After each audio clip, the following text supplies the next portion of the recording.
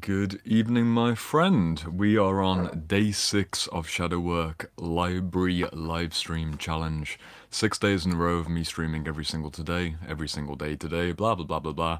You get the idea. This is the sexual shadow stream. As you can see from the title, we're talking about love and lust and libido and projection and everything to do with sexual shadows across the board. It will be a Q&A session. You can check the timestamps down below. My audience and community will stream in any moment now. Start saying hello. I will say hello back, and then eventually we'll get a few focused sexual shadow questions to go into. Very much depends on who shows up and what kinds of questions we get, but I am prepared for all eventualities, and fingers crossed YouTube will play fairly and understand that I'm talking about sexual mental health and I'm not promoting explicit pornographic material. My channel isn't a porno show. If the robot is listening, I'm talking about sexual mental health. I'm not going to censor my language. I'm going to say things like penis and vagina and all the kinds of words that I shouldn't really say too often online, but I will say them nonetheless because we're going to have an adult discussion around the psychology of sexuality and all of the burning questions that people may or may not want answered. So if you're joining live, please do say hello in the chat. I can see about a dozen of us are here. I'm going to bring up the stream on my live streaming comment phone. There's the one today. If you see me looking down or looking away, I'm checking the chat. You know the deal by now. So if you're joining live, turn down the sound on myself. I can see Class saying hi Jordan, perfect topic and timing. I see hello Jordan and hi and hello in the chat from Rennie. Fantastic. My friends, we are here. You know the deal by now. Today we are talking about the sexual shadow. I have 26% battery on my phone. Hopefully we'll be able to go for at least an hour, but if I randomly cut out at some point, you know that my phone literally died. Unfortunately, I have to make the choice between whether I have myself plugged in or I have the microphone. As you can see from the chat right there, or from the reflection, the microphone is massive on the phone. And I choose to have higher quality audio rather than a higher quality battery because I just finished a client session. I had a 2-hour client session from 9 o'clock until just after 11 o'clock with someone who's over in the Americas. If you wonder why I do sessions so late, it's because I'm particularly energized and I'm good at working late, but I have had a fluid, high-level discussion for 2 hours in a row. So I'm very much ready to go immediately into things. In fact, my preference would be someone who is bold and has a sexual shadow work question. A problem around something sexual, again, you can be anonymous or on your YouTube channel. Just put like you have this sexual problem or you have this sexual concern or you have a sexual trauma of a certain sort that you'd want me to talk about. Put that in the chat with the word question, with a full English sentence or two, fully contextualize as much as you can within the character limit, and I will do my best to give you a few minutes of attention and maybe give some suggestions for things that you could work on practically to move forwards your sexual healing, sexual self-empowerment, sexual self-actualization. You take your pick. That is what we're doing today. Again, if you're watching the replay, you can check the timestamps and just skip forwards to certain questions that you found interesting. And you can even watch me on 2x speed if you're an absolute mad person who wants to rapidly understand all things to do sexuality. Otherwise, welcome to the live stream, my friends. I'm just waiting for the first question of the day. I do not know which direction people want me to go in until I am prompted on which direction to go. I've just spent 2 hours in a client session having real-time conversations, so it's always a bit different for me to recalibrate towards monologuing. And of course, a more active chat helps me to be a more active and more calibrated teacher. So my invitation, get your question in the chat. If you ask it now, there's a higher probability that it will get addressed, and then you will be able to learn a thing or two. I see Chimoku saying hi Jordan, hello, good to have you back. If you've got any questions today, question in the chat. We've got 30 people watching live. I'm sure one of the 30 people has a question about the sexual shadow. And if you are a bold individual and you're willing to make it somewhat public, he or she who dares wins. Currently we've just got hellos in the chat. The realm of the sexual shadow in general, if it's one of those moments where I do a bit of chit-chat until people feel accustomed, I know that you're in a mode where you're a passive, you're kind of in a passive state right now, you're on your phone or on your laptop, and you think that I'm not like a person who's literally prompting you as an individual, but I am prompting you as an individual. But nonetheless, I appreciate that you're in passive consumption mode right now. If you want to break the passive consumption mode and start a conversation with me, I will see your message in the chat and I will start a discussion related to your personal life. So just take the opportunity while you can. There's only one more day of me live streaming like this. If you want to basically get free shadow work therapeutic help, you need to break yourself out of the passive state and get involved in the chat, and I can give you some proper work. Fantastic. Got a question then. Good stuff. So from Katarzyna, first question on the sexual shadow.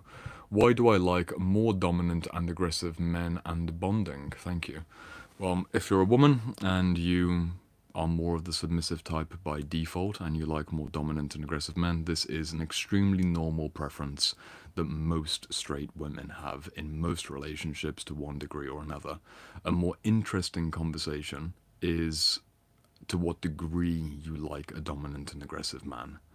Again, completely normal that most men, if they're healthy and have a right degree of testosterone, will have some aggressive and dominant traits in terms of romantic sexuality and in terms of the way they are in the world with friends or sports or the work environment. It's normal that testosterone expresses as aggression in one form or another. Of course, you can have pathological versions of people being way too aggressive or being violent, and that's not what I'm talking about, but it's normal for a healthy man to have aggressive tendencies, and it's normal for a healthy straight woman to be attracted to those aggressive tendencies, those dominant traits. Classic dominant traits such as being in control, being able to influence, having authority, these all classically attractive things for most women, and also they're classically attractive things that most straight men will respect in other straight men.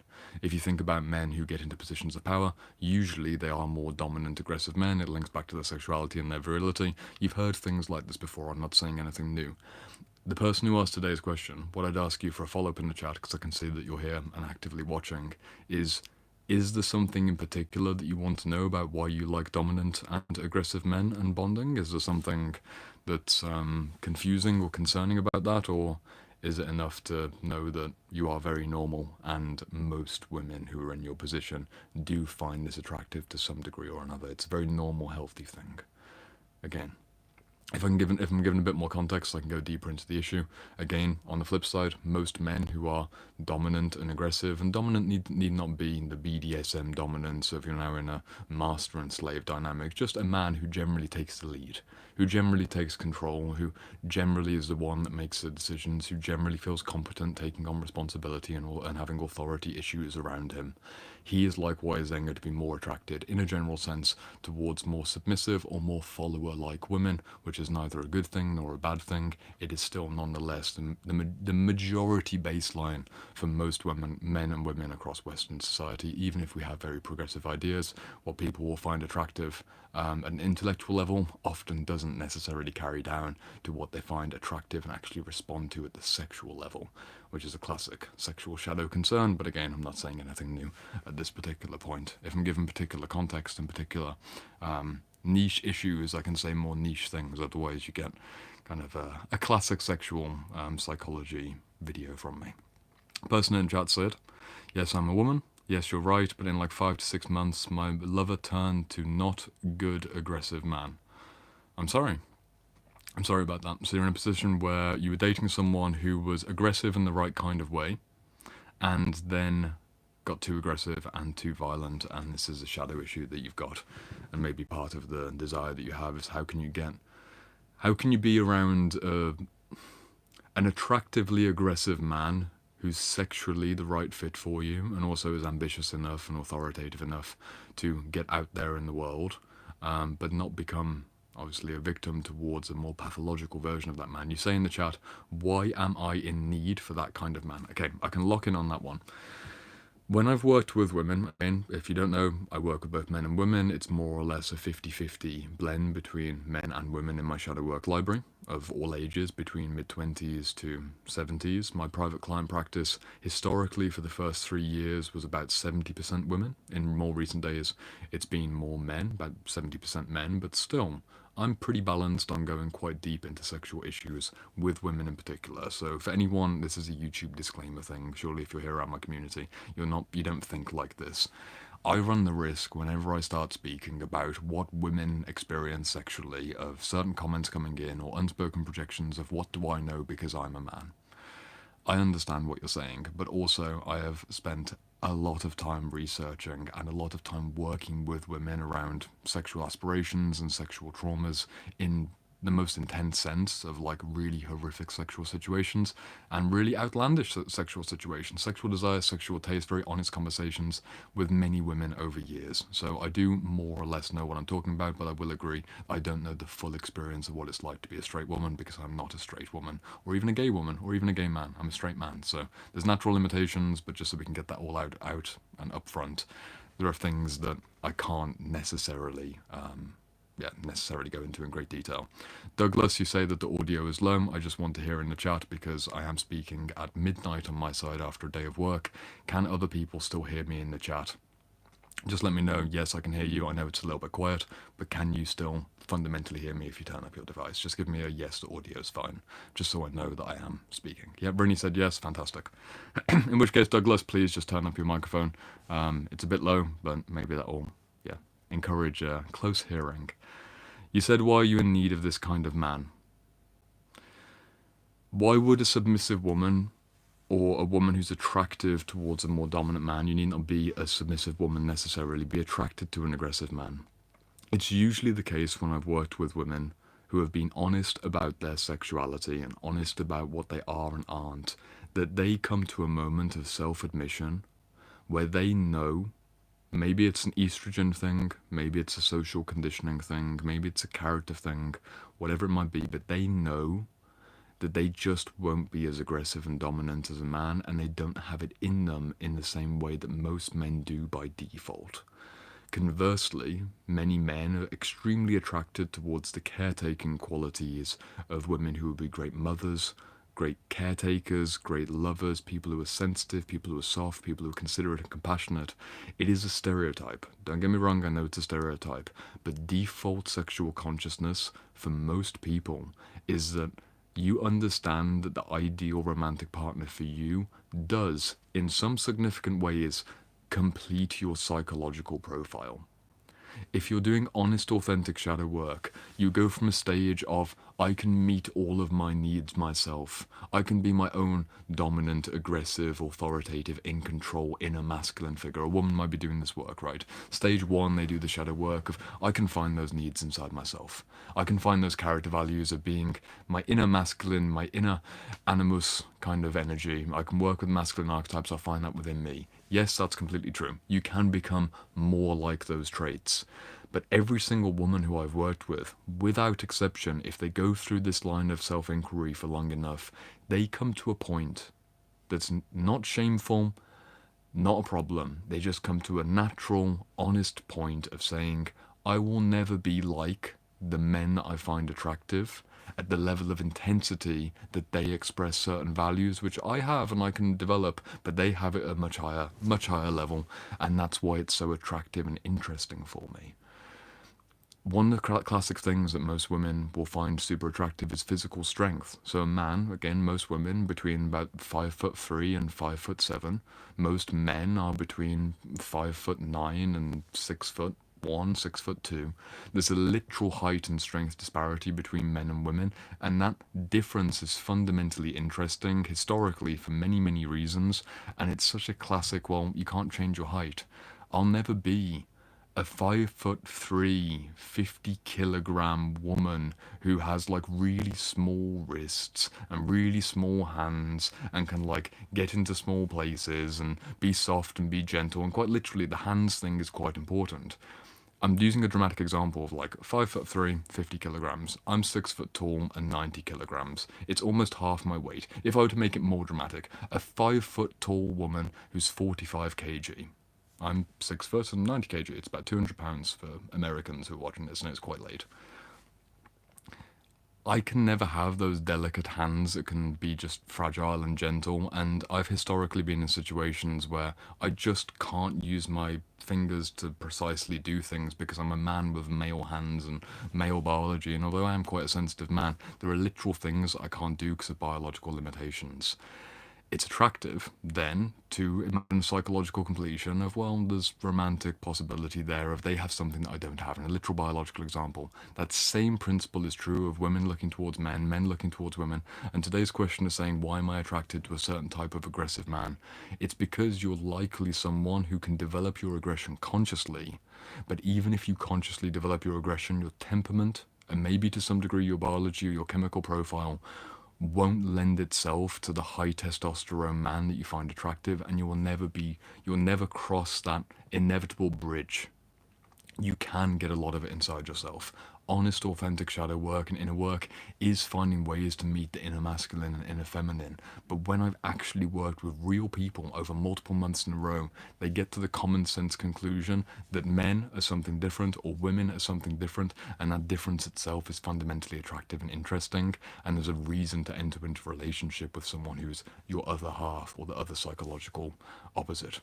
So it's a very normal thing. Hopefully that answers your question about why you'd be attracted to someone who has more aggression and authority. Again, be careful of not making the wrong value judgments about going for criminal types or super violent types, but it's completely normal and makes sense across the board. It was a great first question to go into, so I appreciate you, and hopefully you can let me know in the chat if that makes sense.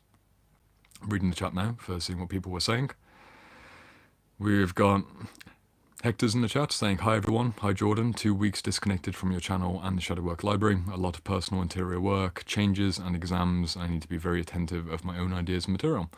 Hector, completely appropriate. You're one of my shadow work library students, and as I've said to many students before, there are seasons in the shadow work where you're intensely motivated to show up to the seminars and do the reading, and other seasons where you don't show up for a few weeks because life is lifing and other priorities take place. I appreciate you being here, dropping into the live stream, even if you're only here for 10 or 15 minutes. And I look forward to seeing you in the seminar when I can see you in the seminar next. And good luck with your exams if you've still got a few exams left as well. Mr. Dan has a question about masculine, feminine, dominance, and polarity. We'll come to that one in a moment. Connor says, are you guys doing shadow work? Yes, we are. I do have a shadow work library community, which is my private coaching community, and 36-book curriculum. You can see it linked down below. If somehow you've never heard me talk about the shadow work library, I am a professional shadow work coach for all intents and purposes. And we have 2 group seminars every single week for the EU students and the USA students, 7 o'clock London time, 7 o'clock New York time, 90-minute seminars, structured curriculum and constant coaching for the next 6 months. That's a formal offer down below. It's basically a shadow work school. You should consider it as a shadow work school, like a postgraduate seminar environment. That's what we're doing over there.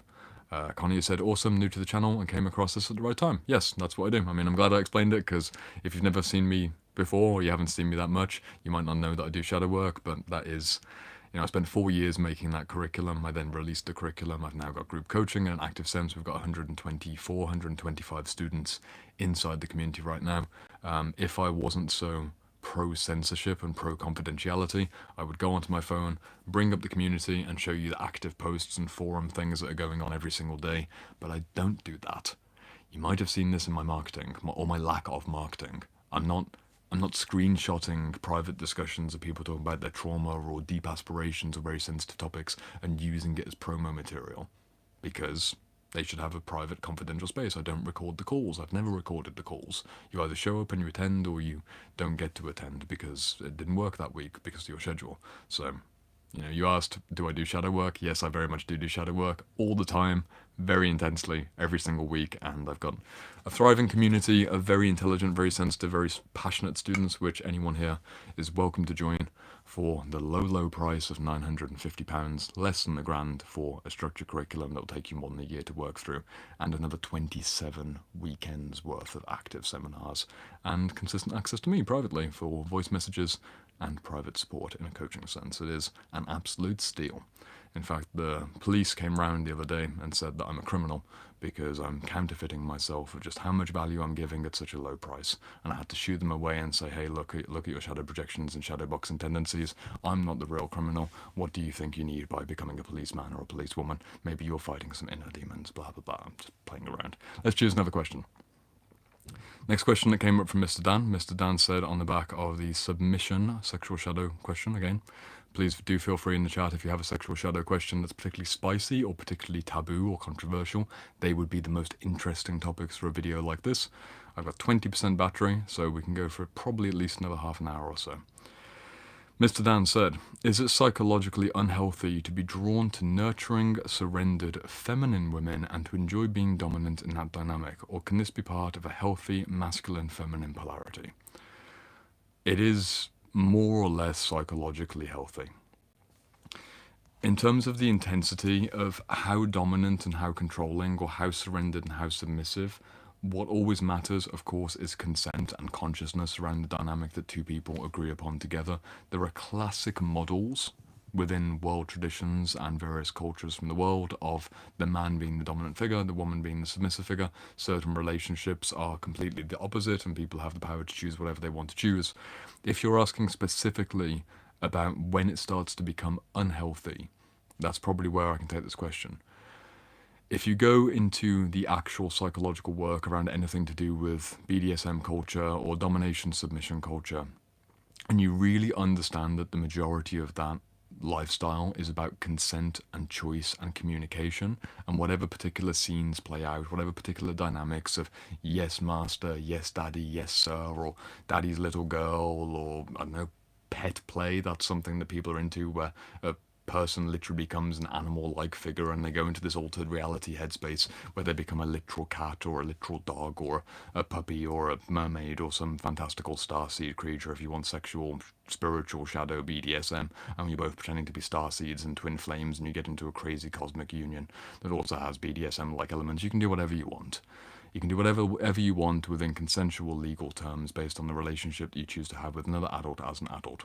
Where it gets unhealthy is that, of course, when the consent starts to break down, but in terms of each individual, independent of the sexual relationship, if you enter into a psychological dynamic where you basically become fixed in certain extreme positions. For example, let's go with the classic, again, this is taboo topic, so I'm just going to go with the vernacular around what is used. So if you find any of the language I use distasteful, I'm just trying to talk about it in a way that most people would understand what I'm talking about. I'm not encouraging nor dismissing anything, I'm just trying to teach on the topic. Something that is quite popularly touched upon, and then also dynamics that you can get into, is something like the daddy-daughter dynamic, or wise, powerful older man and then young girl, or even a woman who's like 40-year-olds. One of them's going for like the younger energy, she's being more maiden-like. That classic dynamic, shorthand as the daddy-daughter dynamic, isn't necessarily a bad thing or a good thing, as long as it's consciously chosen. The time when it becomes a bad thing for either participant is when they don't have other types of expression available to them outside of the role in the sexual relationship. Practically speaking, a certain adult woman making her own sexual choices about choosing to be in a dynamic where she gets to be submissive, basically have an experience where she gets to be in an extended fantasy playful state where she gets to alleviate responsibility, she gets to be smaller, she gets to be more soft, she gets to be more fragile, she gets to be a little girl of one form or another and be taken care of or be pampered, or they get to play in a certain like bratty dynamic or a princess dynamic. That's all very empowering for a certain type of woman at a certain stage on their healing journey, sexual journey. Where it becomes disempowering, genuinely disempowering, is if that woman loses contact with all the other aspects of femininity and basically gets stuck in that little girl psychology. For example, I've worked with women who I will anonymize, like confidentially, worked with women in the mid-20s to mid-40s. There's several different examples in my mind of people who enjoy this kind of dynamic in particular, because it's quite a common dynamic that most women enjoy if they're fulfilled in other areas of life, even if just for an evening with a particular partner. Just to role play that kind of dynamic. At a more extreme level, it's a constant lifestyle choice. Like, he's the big man, I'm the little girl, I feel safe, I feel protected. The problems that I've seen, Mr. Dan, when you ask about, like, is it unhealthy for either partner, is basically you get blended with the role you get blended with the sexual play, and you lose your sense of differentiated autonomy outside of the sexual role. The grown woman who has her own business or is operating really effectively at the workplace and can compartmentalize between the 9 to 5 and then the sexual play dynamic that they have with their long-term romantic partner in a consensual sense, which is a completely different form of submissive, non-thinking, non-decision making sexuality, completely fine. If that spills over into her work and she basically becomes a sexual being in an inappropriate way at work within that particular little girl dynamic and is no longer effective for being part of the team or being financially responsible, or maybe it carries over into inappropriate ways of overly sexualizing themselves in non-sexual professional environments, that's where it becomes a problem. On the flip side of things, if we go for the daddy dynamic or the powerful man dynamic or the authoritative master or sir dynamic, if you are basically at a point, where that is more or less you most of the time because you're in a sexual dynamic and you can't differentiate between, I'll put it this way, it's a complex topic because you're a man who asked this question.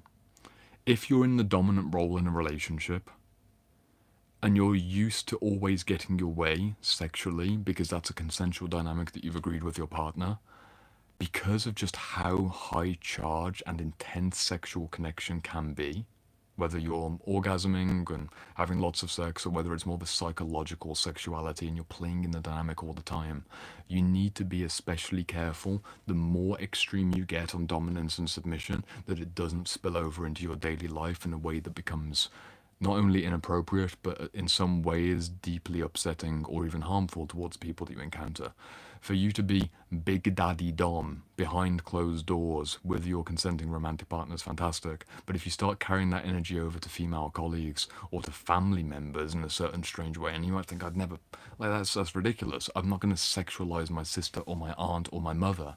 You're not in a literal sense, but a lot of the dynamics of like powerful man, submissive woman, or powerful woman, submissive man, it's not even about the literal sexuality. It's about the psychological fantasy. It's about the psychological play state. It's about trying on identities.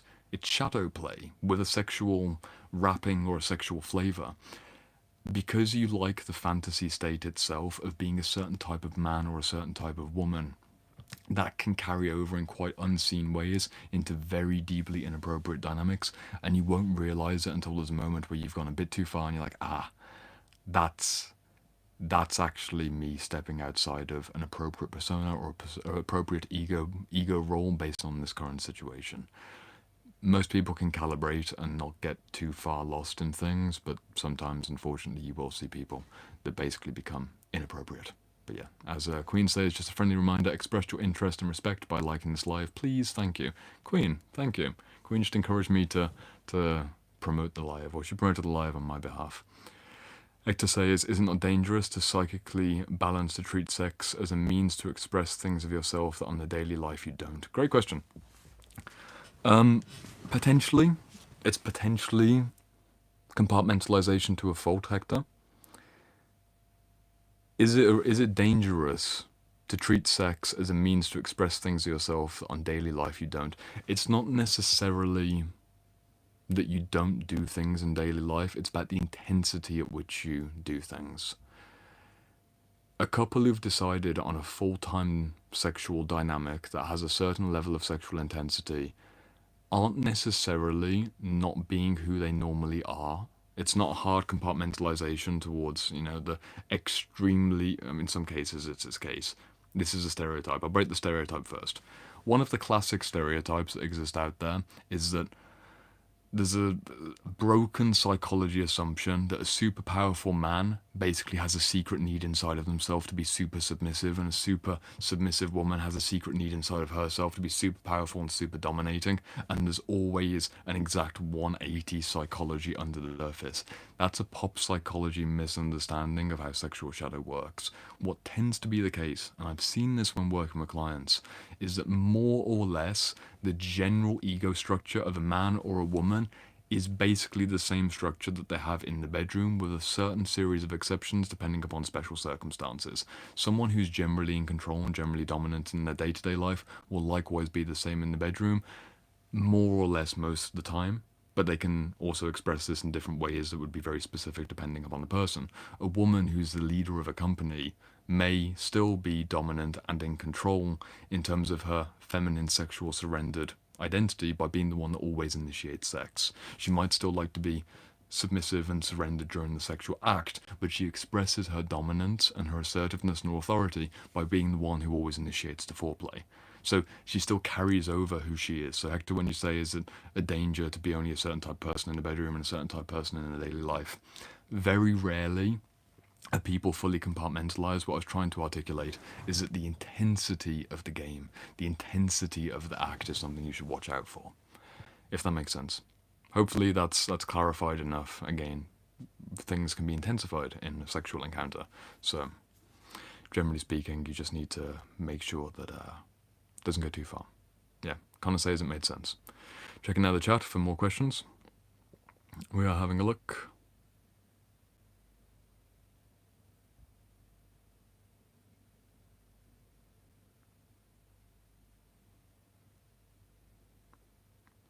Christopher Todd said, I started Cupid's Poisoned Arrow yesterday and can hardly put it down. Very compelling reading. I love the way it's structured. Book recommendation for the live.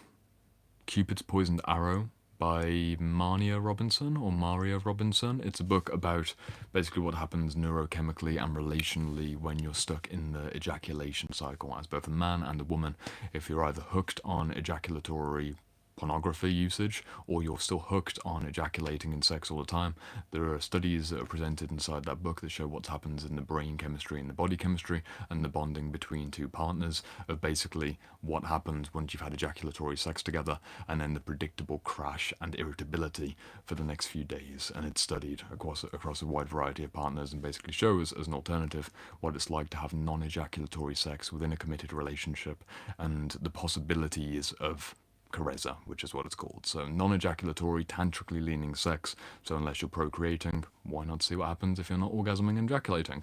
Would that change the way that you had sex? You'd have to read Cupid's Poisoned Arrow in particular to see what would happen there.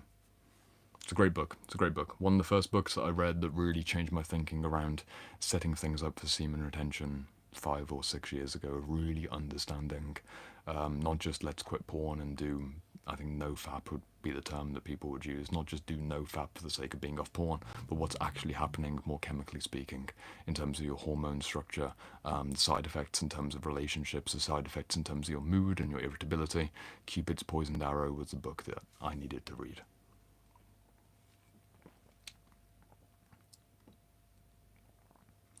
Chris Churcher, in shadow work library lessons, you go into liminoid versus liminal space. Can these terms apply to this concept?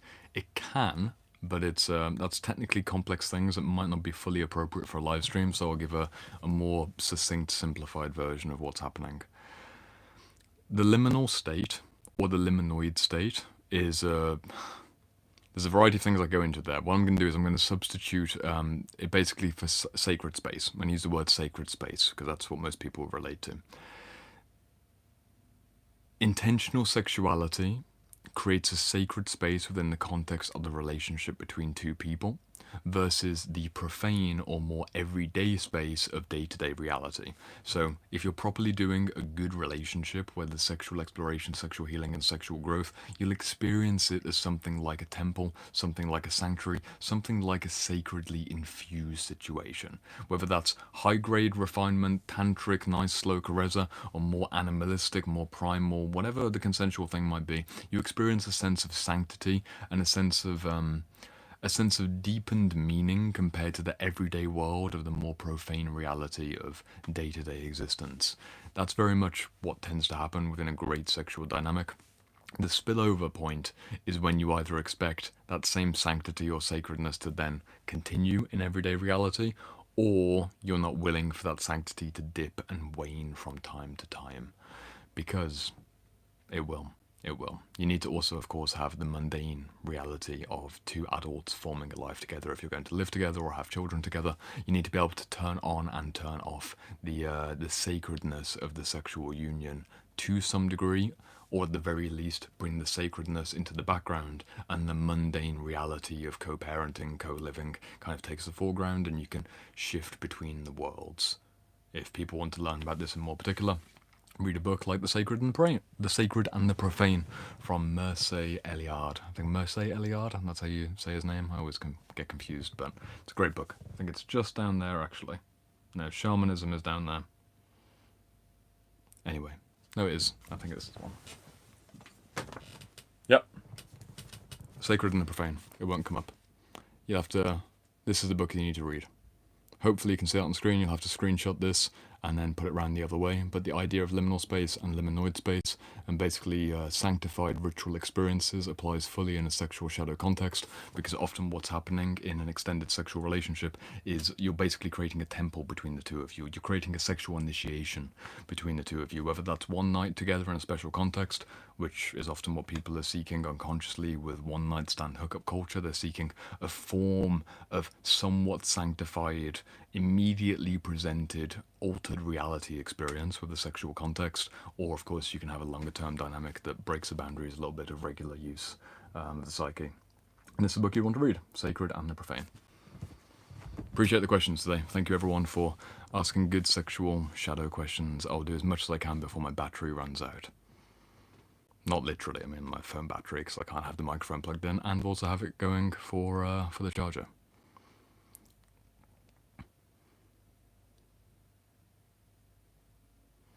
Jay Gannon says, dangerous topic, good thing my voice is deep. The Karen, I don't think I can say that word. The you-know-what, German painter with the mustache, the Karen you-know-whats may still get you. Maybe. Dude suddenly has allegations of paid MI6 victims, mark my words. I don't think I will. I don't think anyone's going to criticize me of, some massive conspiracy. I'm not that important. I am relatively anonymous in the greater scheme of things. And also, there'd be plenty of female students and female clients that I'm sure would, if I'm in one of those situations, come to my defense of me being a respectable professional individual and talking about these matters in regards of mental health purposes rather than some kind of shady doings of one form or another. It's a shame that we have to even consider that. Like, as teachers on the internet, to even talk about sexuality, you basically have to be aware that there are certain people out there who, whether through trauma or a mistaken narrative or some kind of political philosophy, just want to take down a certain type of person, no matter what, no matter how nuanced or how experienced someone might be. It's a very charged space. The sexual shadow is full of trauma, and for good reason. Unfortunately, there are unscrupulous leaders out there and people who make very bad choices, especially some men, unfortunately, in regards to their authority and power and sexuality. So it's it's a charged space, but I'm happy to do it on my channel. I've made sexual shadow videos before, did some live streams on this at the start of the year, and I will run the risk of being misunderstood. We're trying to give some free education for people about the shadow work of the sex impulse and the sex psychology. A few more questions coming in.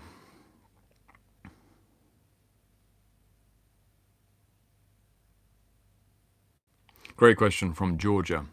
Is kink an authentic expression of a healthy sexual self, or is it compensating for a wound or trauma? Very good question. Classic shadow work question. If you're particularly kinky and you're into something that most people would find a little bit weird or quite disgusting or really quite outlandish, is that basically a result of you being traumatized by something in the past? The classic example is a woman who really likes being spanked in the bedroom was hit by her father as a child. Another classic example is the man who, who is really into feet. He's got a big foot fetish. He goes past a shoe store and he has to hold down his trousers. He is just crazy into feet.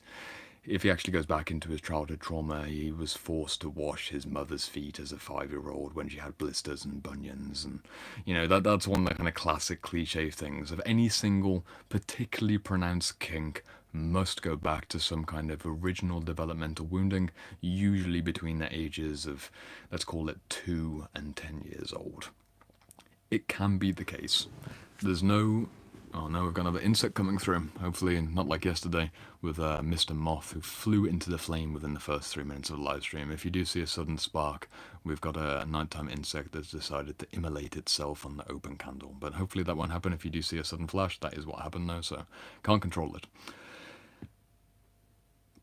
It can be the case that people have gone through massive trauma and they develop a kink as a compensatory response to basically, in a general sense, they try and overwrite the negative impression of the traumatic experience with a series of consciously chosen, self-willed sexual choices as an adult that has something of a repetition compulsion. But is also differentiated by it being adult sexuality rather than a child's trauma.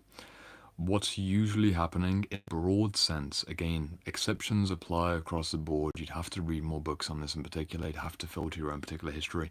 Anyone who's watching this and has a particularly strong kink, whether that's you're really into a certain type of man or certain type of woman, really into a certain type of sex, really not into a certain type of thing, whatever it might be, you can ask yourself the question of, did anything from my childhood feel like a part of this experience? The way to get real clarity around if your kink has a childhood traumatic origin is basically if there's an obsessive quality that matches the same adult obsession, but an obsession from the past.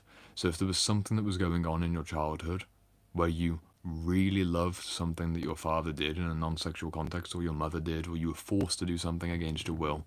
Again, it could be a non-sexual thing like having a mother who's partially disabled, and for whatever reason you had this parentified dynamic of like you need to wash your mother's feet.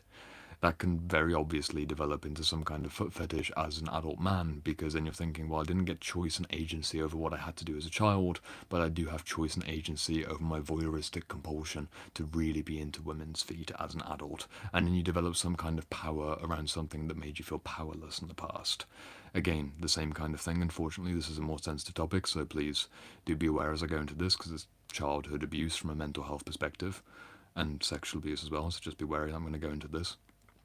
If a little girl had a physically abusive father who delivered spankings and beatings, and then she develops a certain relationship to aggression and force and being spanked during sex or being choked during sex, being spit on during sex, even going as extreme as wanting to see blood during sex, who am I to say, who is anyone to say on the outside that is an unhealthy, unconscious, purely traumatic repetition compulsion, and there isn't something that could also be loving in a consensual dynamic about that way of being with someone? It's a taboo topic. It's completely a taboo topic. But most women, when they're being honest about what's turned them on in the past with right loving relationships, will enjoy some degree of forcefulness in sex. Tastes are very different. But even the sexual act itself, the penis in vagina penetration moment, a man is penetrating, going into the woman, and the woman is receiving. She is taking the penetration. That's many things. That's many complex things, and all kinds of additional ancillary kind of like, well, what does it mean to penetrate with the hands? What does it mean to have impact with the hands? It can be completely valid and completely attractive. The time to know when it is, I suppose maybe to wrap up on this question of, again, it depends. Like, it depends massively. If you're a woman in this example who had an abusive childhood, and at the same time you have what feel to be authentically empowering sexual experiences, an adult woman with a safe partner where there's impact play or something more aggressive, you get to decide for yourself, do I need this in terms of an authentic desire? Do I need this way of being sexual because that's my true authentic sexual identity? Or if I reflect on the theme, is it actually me trying to get over something that I had no power over in the past? If it is you trying to get over something that you had no power over in the past, is it necessarily a moral bad if you're with a loving partner that you have sex in a certain way that mirrors a certain wound in the past? I don't know. On a non-sexual theme, the majority of professions that people get into, again, this is adult careers, the majority of careers that people get into have some degree of rooting in a certain level of childhood conditioning of something that they found particularly favourable or particularly unfavourable. For example, a little boy that grew up in an environment where there's lots of crime and they were noticing all kinds of injustices and maybe mom was being unfair to father and vice versa, they might grow up to want to be a policeman or be someone who's serving and helping and protecting because there's an inner child within them, analogously speaking, who's trying to complete the moment or find a solution to the moment that was deeply stressful as a child, and they develop a professional career to then compensate that. Many people's careers or the life path they take, and of course the sexual partners that they choose, are basically compensations towards childhood conditioning. But everyone will have childhood conditioning in one way or another. You don't get out of childhood without being conditioned. There will always be some conditions that are impacting you in unseen ways. And that is just the nature of growing up. That's the nature of developing an ego, developing a physical ego and also a mental ego. You have certain histories, certain tendencies, and within the sexual realm, you'll never be fully free of the sexual conditioning that you had as a child, whether that was your family always talking about sex, never talking about sex, certain religious ideas around sex, certain experiences that you may have had as a child, whether that's horrific abusive experiences of people who did great evil and great sexual abuses, or more, sexual play between age appropriate. I don't want to go into it because again, it's a complex topic and I might be misunderstood. Of like, well, what's sexual? Like 2 15-year-olds getting into a relationship for the first time. Obviously, I do not support that from adults to children. It's completely wrong, completely illegal. What I'm trying to talk about is the psychology that I have to protect myself on YouTube of what happens when a boy and a girl start experimenting as children, and what legacy does that have in terms of trauma or in terms of authentic preferences. It's a very taboo topic. Certain people have morals. They think that me even speaking about this is fucking disgusting. But also, the vast majority of people that I've worked with and the vast majority of students that I have had one or two intimate experiences before they were 18. Ideally consensually and chosen, but also unfortunately and tragically non-consensual experiences, which I try and help people heal from and move past through the books I recommend, through the things that I talk about. It's a risky business, as you can tell me talking about these things on the internet. In a private session, I can just be unfiltered and uncensored and not have to worry that my language is going to be taken out of context. But I am talking about mental health and people healing from unwanted experiences in childhood, while also acknowledging that children have agency, especially by the time that they're teenagers, and we all make choices. For example, the majority of people start consuming pornography between the ages of 10 and 13. That's a whole topic in itself. But then if I talk about it in great detail, I'm then talking about a teenager's sexuality, so it's a bit of a tricky zone, I will shut up before I dig my grave in the YouTube algorithm. Sad that I have to do this, but it's just the nature of being a public figure on the internet. So to answer the question, do kinks have origins in original traumas? They can do sometimes, but also the majority of our preferences as adults have origins in the childhood conditioning that we have, and no one gets out of childhood without some degree of bruising, wounding, or trauma in the extreme. That is a spectrum from being bruised, the bruise heals quite quickly, the wound may turn into a scar, or a deep trauma which is still psychologically plaguing someone. That will always create a trail of preferences or aversions. I'm on 10% battery, so we've got maybe about 15 minutes left on this live stream, so I don't have an abrupt ending. 15 to 20 minutes, hopefully, fingers crossed, the phone will work. Let's see which next question we can go for.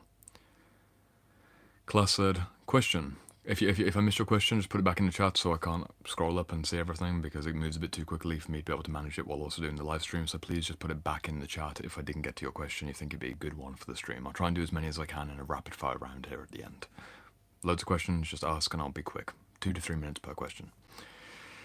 First question. Can you become too judgmental when choosing a sexual mate and denying potential partners? Is this a holier than thou complex? Yes, you can.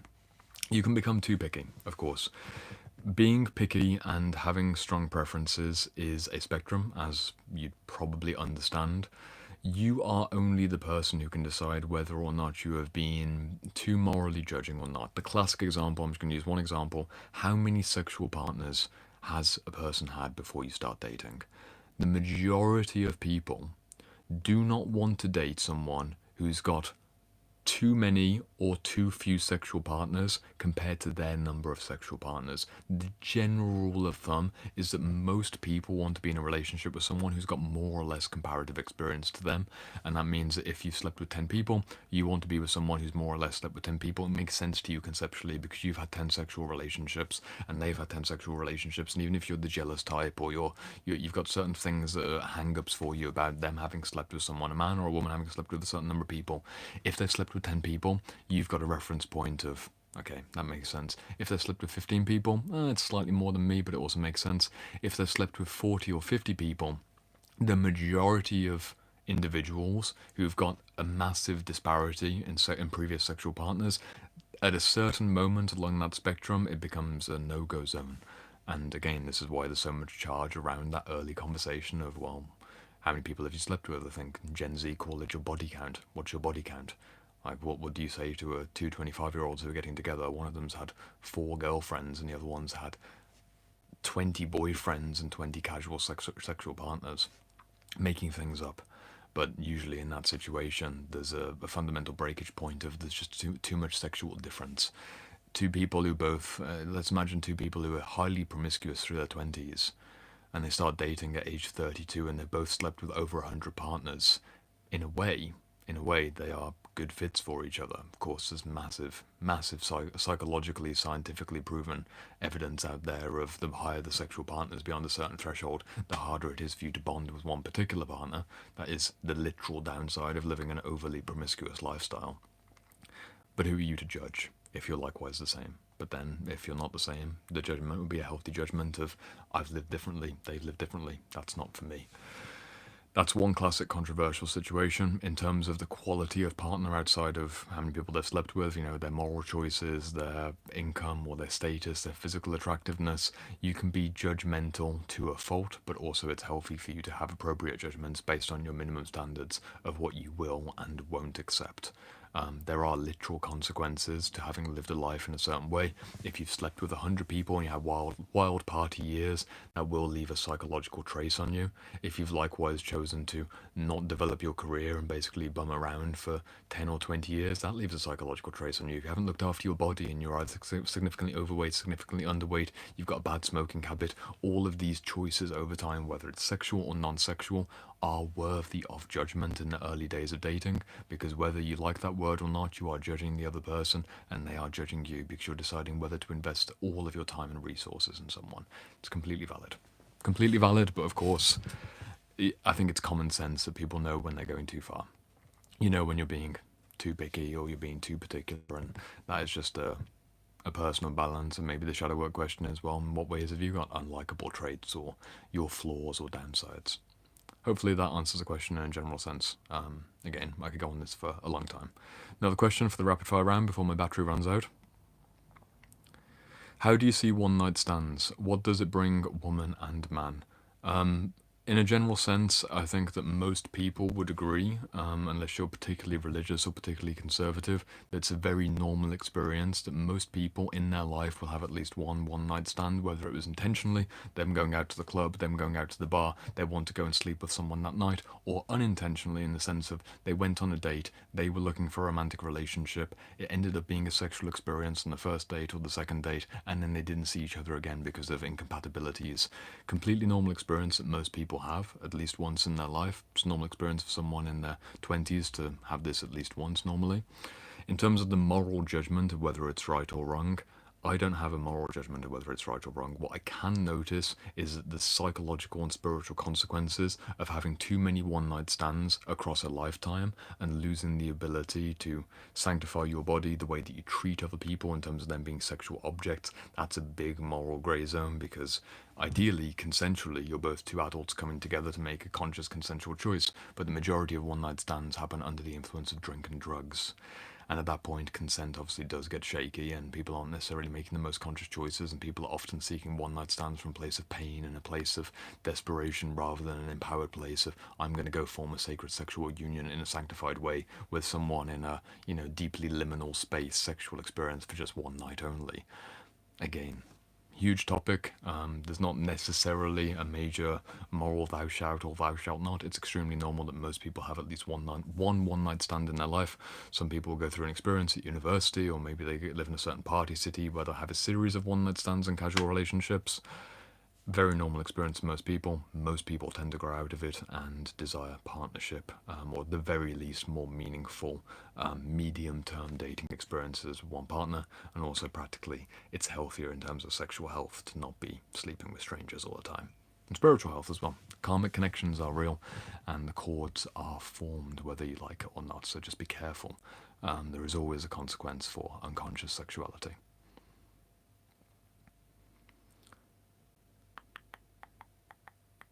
Looking now at the chat for a few more questions. Question. Do our sexual desires, brackets, what brings us the greatest arousal, reveal our core fundamental existential needs? If so, how do we transform or grow from those deepest sexual desires if they result from trauma? Nat, I feel like I answered this question earlier on in terms of whether preferences can be true preferences if they go from a traumatic origin. Core fundamental existential needs. I'm going to skip your question because I feel like I answered it in basically a roundabout way earlier. You may not have been here for the live stream, but please do watch the replay if you weren't here earlier on, just so I can be aware of my phone battery dying any minute. I'm going to go to the next question. In a general sense, sexual desires and what brings you greatest arousal does normally reveal your greatest needs. That's the general answer. Like the general answer is you're sexually seeking something much deeper than sex. You have a deep, whatever you're attracted to sexually, there's a deeper principle behind that sexual attraction. A certain type of man that's attractive for his strength and power, deeper principle. A certain woman that's attractive for her grace and beauty, deeper principle, etc., etc. Creativity, intelligence, spirituality, talent, all these things. Next question.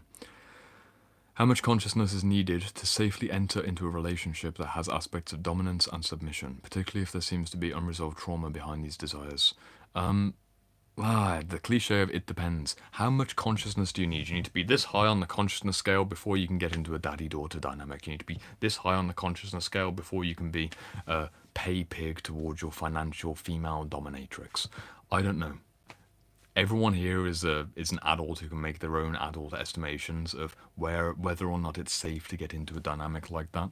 Fundamentally, I suppose it's about choice and autonomy of whether you know you can get out of it or you can reverse the dynamic. If you wanted to reverse the dynamic, you maintain consent and choice throughout whatever you're trying on within the relationship. You don't get trapped in something. You're with someone who knows that you could change your mind at any moment and you could get yourself either out of the relationship or take a break from whatever particular situation you've decided on. That's what I'd focus on. As a simple short answer, there's no set point of how conscious you need to be. It's probably a case that if you're actively traumatized and you've got significant sexual trauma or relational trauma, hold off on getting into an extreme dynamic. But in a general sense, the two individuals that form a unique relationship every single time, and their communication and consent is what matters. Next question coming up on my screen. What could explain a prolonged lack of interest in sex with my girlfriend for months if there's no emotional disconnection, stress, or medical issues? Could it be linked to an incel past and tips? That is an extremely broad question. To give you a 2-minute answer, what I would focus on is where your libido flows outside of sex with your girlfriend. We spoke about this in the Shadow Work Library only the other week. We had a discussion in the EU seminar, I believe for about an hour probably, on the theme of sexual libido amongst men and how it seems to be this topic that libido as a whole, as we've noticed in the UK, is lower. There's less sexual interest. Culturally speaking, sex is less of a need. But then we turn the conversation towards, well, what is libido beneath the sexual expression itself?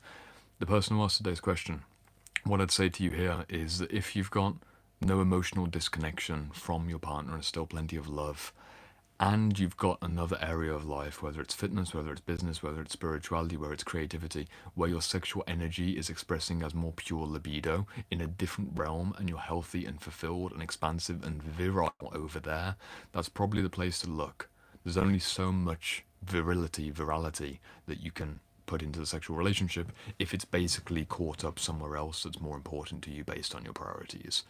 That can be the case for certain people, especially more conscious people. You basically become less interested in literal sex because you're more interested in the energetic, creative act of birthing something, like the virality of the male sexual phallic drive. If you don't have that, and you're basically just flat across the board, you do love them, but you're not kind of potent, then it could be more of a, as you said there's no medical issue, it could be a deeper medical issue, or it could be a case that it's time for some conversations with your partner about re-navigating the sexual relationship based on who you've grown into, who they've grown into, and then likewise figuring out a new solution based on the current moment rather than what used to work in the past, which is likely to be a series of honest, open conversations, and also maybe some practical changes that would support more intimacy together. That's a broad answer in just a few minutes. Again, if you have virility and creative sexual libido elsewhere in life, it's likely that that's just taking it up, and you can maybe take a portion of it out if you want to have more sex in your relationship. If there's a broader flatness, then get yourself charged up overall. Next question coming up on screen. If I'm in a relationship and I'm feeling lust towards other people too much, does it mean I'm not ready for committed relationship? I'm in my early 20s. No. If you're in your early 20s and you're finding a variety of people sexually attractive, you're an exceptionally normal person in your early 20s. It's just exceptionally normal. Of course, if you want to get into a committed relationship and not be psychologically cheating on your partner, and you don't want to be lusting for the people that you find attractive on the street, that's something to consider. But you fundamentally saying, if I'm in a relationship and I'm feeling lust towards other people too much, does it mean I'm not ready for a committed relationship? I don't think that's true. Someone can be ready for a committed relationship and also, in a parallel sense, have consistent lust towards strangers or a pornography addiction. In fact, the vast majority of people who use pornography still can be in relationships, just becomes a compartmentalized aspect of their psyche. This isn't the best way to be. I personally don't use porn and haven't used it for 5 years. I don't use it. I don't think it's a good use of sexual energy. I think it's boring. I think it's weird. I think it's a waste of time. And I'm so fucking glad that I don't use that. But to find people attractive, to find sexual appeal in the wider world and it not be pornographically linked is an extremely normal, healthy thing that I've heard from people who are in their 50s and 60s that basically just continues with you throughout life. I'm contextualizing that because you say that you're in your early 20s. You might not necessarily grow out of that. You can still have sexual attraction and feel sexual lust. Of course, you don't need to act upon it, and you can make moral choices about not being a partner who does those kinds of things. But the pure baseline kind of instinctive level sexuality is likely to be with most people well into their older life. It's just a thing that comes up like an appetite. It's a literal appetite. From the classic Christian mystical perspective, someone like St. John of the Cross, he would talk about the appetites, the sexual appetite. You don't need to follow it, but it may arise and it may fall away, but it doesn't mean that you're not ready for a committed relationship. It's just a thing that happens as part of being a human. Let's try and do a few more questions before the phone dies. Maybe 2 more questions. Question. Can a man have a genuine loving relationship with a woman if they sleep together early on while getting to know each other, or is it best to hold out for at least 6 months? Yeah, it's completely possible. Why would you say hold out for at least 6 months? I appreciate if that's your intention and you have a guide in your mind of you should start. I can respect if that's your intention. If your intention is to date someone and not have sex for 6 months during the dating phase to really figure out if you're compatible. Personally, this is my bias here, I don't think that's a good idea.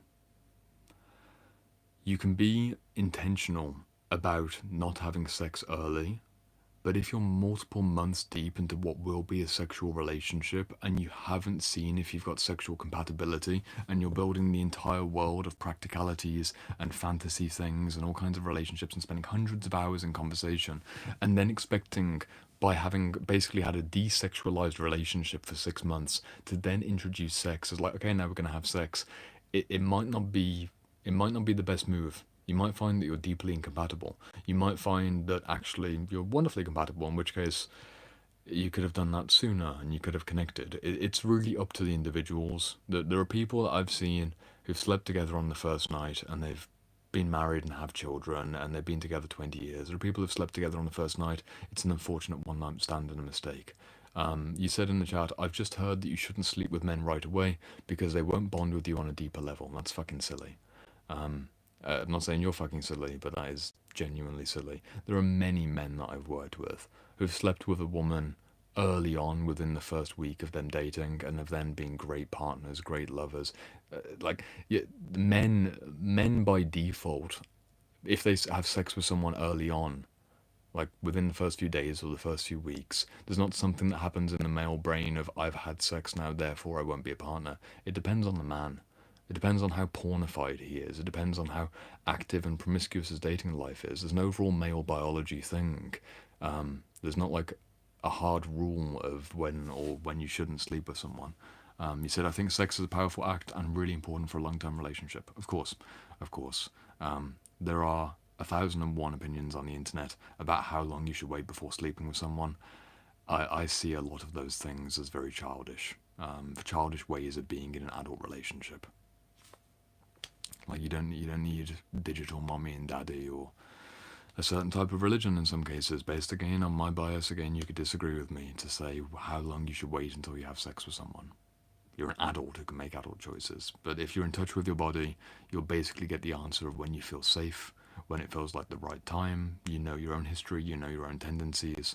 I see in the chat there, statistically though, most men lose respect when you give that aspect right away.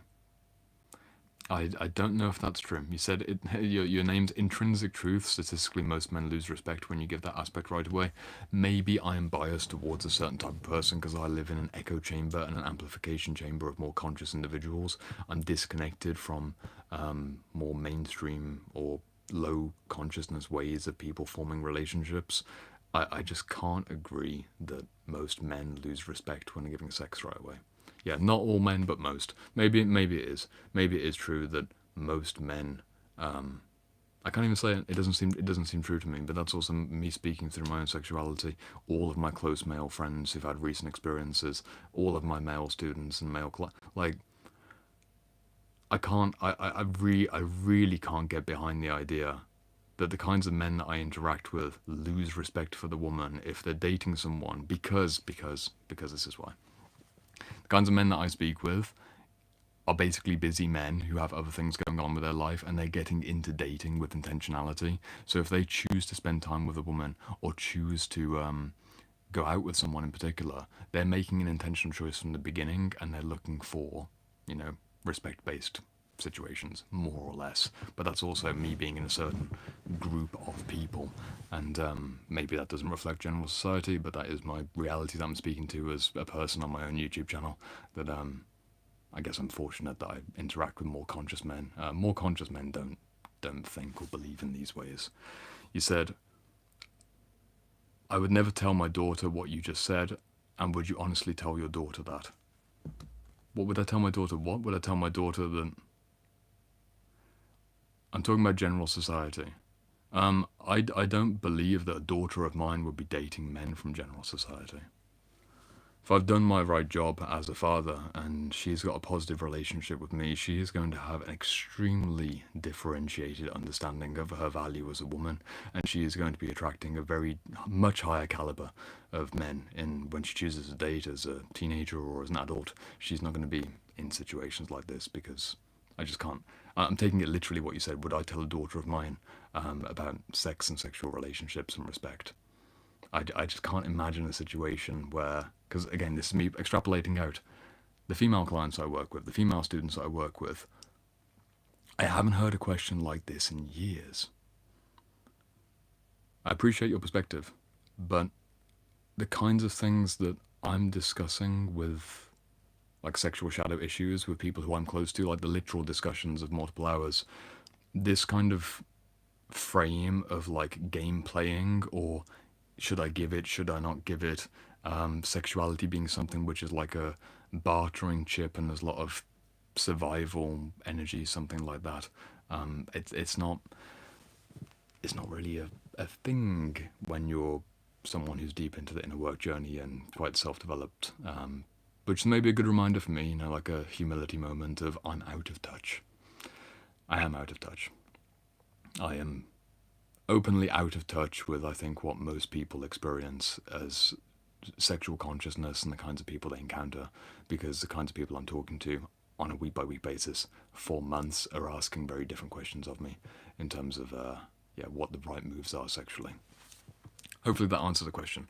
I don't think I can go much longer on the live stream because my battery is probably on about 3 or 4%. I can see that 89 people are watching, and I'd love to go for much deeper, but you'll have to watch the replay if you want to go back onto the sexual shadow theme. I can maybe take one more question. Again, very nuanced issue.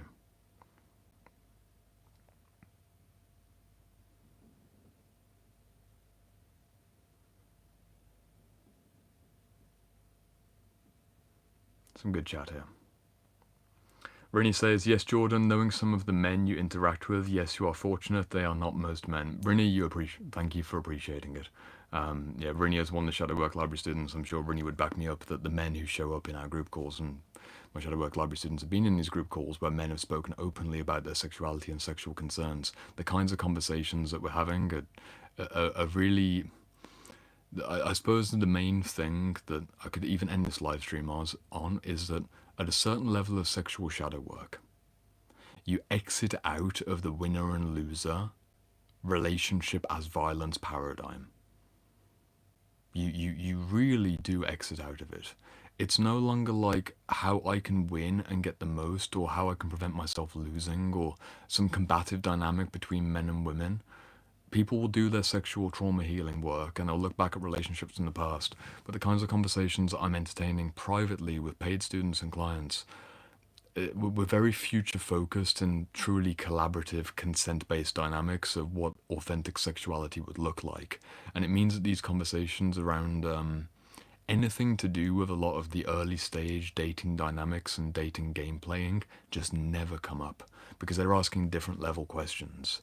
They're really looking for, again, fully self-ownership of what their sexual identity is, what their true sexual preferences are, clearing out sexual baggage from the past, and then moving into a situation where they find compatible partners. And basically what happens, this is imagining the future scenario. I have to end the live stream in just a moment because I'm very little battery. I could end at any moment if I suddenly go. The kind of woman who's cleared out her sexual baggage, she's in her 20s, 30s, or 40s. And she knows who she is as a sexual being. And she's taken a bit of time outside of relationships, or maybe there's been a divorce and she's been celibate for a period of time. And she re-enters the dating market with high self-worth, high self-esteem, and a sense of, okay, healthy compromises are to be made, but basically being in touch with her body, basically being in touch with her authentic needs. The kinds of men that she gets into conversation with are already more or less connected with her level of consciousness, and she just doesn't encounter these low-grade individuals. Again, same for a man who's done his sexual work. Men that I've worked with privately, they get to a point of sexual sophistication where they just don't interact or engage with women who are very unconscious, very manipulative, very gameplay, very scarcity-based, very like I win, you lose kind of dynamics. Both the men and women who do genuine shadow work and genuine sexual shadow trauma work, they find each other eventually. And you just don't become a resonant fit for, I guess, what unfortunately is the majority of the existing dating market. And that's a hopeful possibility to maybe end the live stream on. It really is a possibility. You can clear out the majority of sexual trauma that you've experienced. You can know yourself as a sexual being, and you basically only attract more of what you are. Brini says as well, it applies to romantic relationships, friendships, business, exactly. You will attract more of what you are. So if you're putting out certain dynamics of win-lose, victim-winner, sex being a threat and things like this based on previous, unfortunately, sexual experiences and sexual baggage, it's likely it will keep repeating. Miss Honeybee says internal alchemy is integral. Sabora says, thank you so much, Jordan. I have many questions on this topic, but may hold off on the time. I appreciate you and all of your knowledge you have gifted here.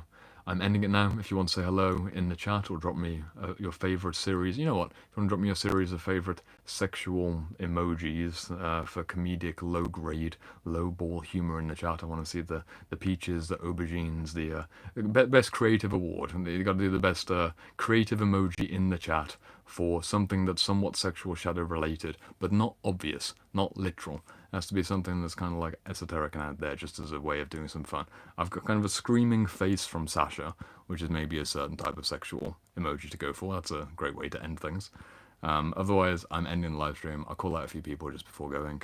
We will be back tomorrow with day 7 of the live stream challenge. You can go back on my channel and look at the replays of the previous 6 days, including today. And tomorrow, I believe we will do the spiritual shadow or the soulful shadow. So if you want to hear more about shadow work in the final of the 7-day challenge, tune in tomorrow sometime around 10 o'clock, 11 o'clock, midnight UK time, and we'll go back into it. And as a round of fun, I've got all the emojis on the chat. These are the random abstractions of sexual shadow emojis. We have got a plane from AJ Britain. We've got a crane from Celine. Fantastic. Blue Violet Soul has a demon mask. Edward Madden has a winky face, a licky face, a hot mate face, a clown, and then a cactus. I wonder what the clown and the cactus are doing. We've got a sad lamp from Oliver Williams. Some people like sad lamp sex.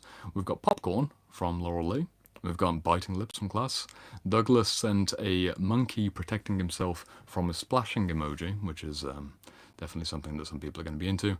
Miss Honeybee has a sad crying character and a terrified woeful character coming together. That's a certain bedroom experience. We've got a heart with a band-aid on it.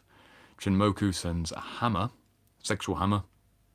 And then we've got a few more as well. We've got a pig, we've got a leaf, we've got a fire explosion, we've got a rocket, we've got handshaking, and the classic dripping water emojis.